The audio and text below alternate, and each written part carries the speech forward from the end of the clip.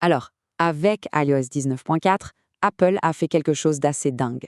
Ils n'ont pas juste amélioré leur IA, non, ils l'ont carrément réinventé.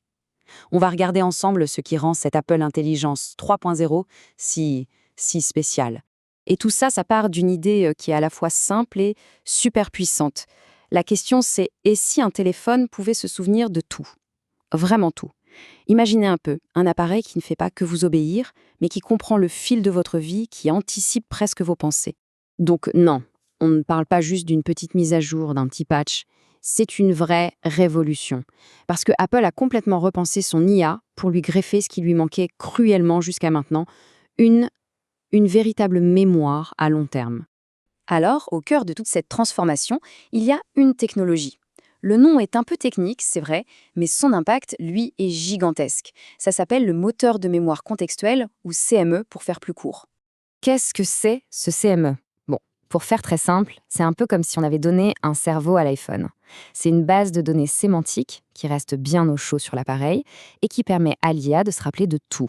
Les conversations, les liens qu'on a partagés, les contextes, tout quoi. Et là, la différence, elle est juste radicale.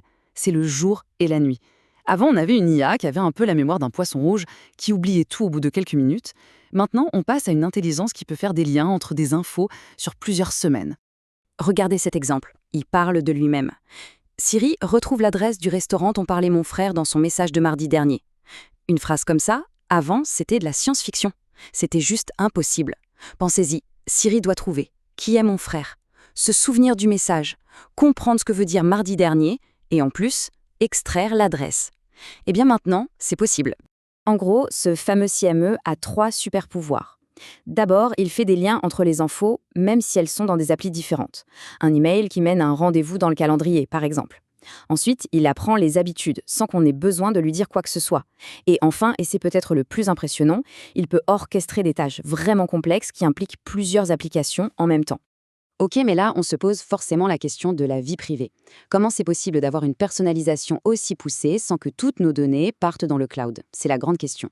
Voyons un peu comment Apple a construit son système.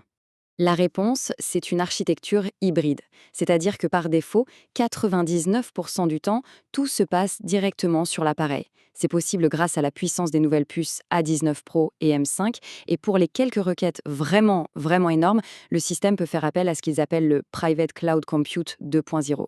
Mais la règle d'or, et c'est le point clé, c'est que les données personnelles ne sont jamais stockées ni accessibles par Apple. Et ce n'est pas juste une promesse en l'air, un argument marketing. Pour le prouver, Apple insiste sur le fait que tout ce système est validé en permanence par des audits de sécurité indépendants. Bon, maintenant qu'on a vu un peu comment ça marche sous le capot, la question c'est, concrètement, au quotidien, ça change quoi? Alors, la première grosse nouveauté, c'est la conscience visuelle de Siri. En clair, Siri a des yeux. L'assistant comprend ce qui est affiché à l'écran. Ce n'est plus juste une voix, c'est aussi un regard. Imaginez, on regarde une story sur les réseaux, on voit un produit qui plaît.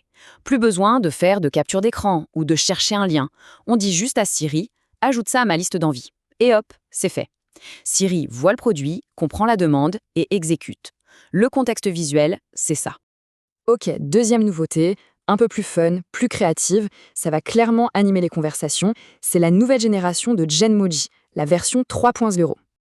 Là, l'idée, c'est de dépasser l'image fixe. On va pouvoir décrire une petite scène, une animation, n'importe quoi, et l'IA va générer une courte vidéo.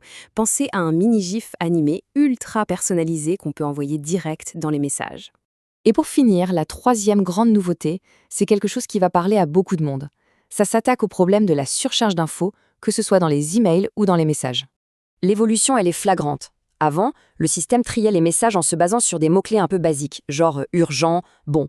Maintenant, grâce au CME, le système analyse le contexte pour deviner ce qui est vraiment important, même si le mot n'est pas écrit.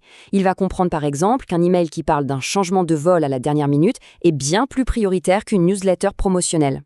Évidemment, toute cette puissance de calcul, ça ne tourne pas sur n'importe quoi. Ça a un coût matériel. Du coup, la question qui se pose, c'est quels sont les appareils compatibles ? Bon, sans grande surprise, il faut du matériel récent. Pour les iPhones, ce sera à partir de l'iPhone 15 Pro et Pro Max. Côté iPad et Mac, c'est plus large. Toutes les machines avec une puce Apple Silicon, donc du M1 jusqu'au M5, sont compatibles. Et bien sûr, tous les modèles d'Apple Vision Pro y auront droit aussi. Et on termine avec une question qui est peut-être la plus importante de toutes. On a un appareil qui nous connaît vraiment intimement. C'est la promesse d'un assistant parfait, qui anticipe tous nos besoins. Mais où est-ce qu'on trace la ligne ? La ligne entre un service ultra personnalisé et quelque chose de trop personnel, peut-être même d'intrusif, c'est sans aucun doute le grand débat que cette technologie va lancer.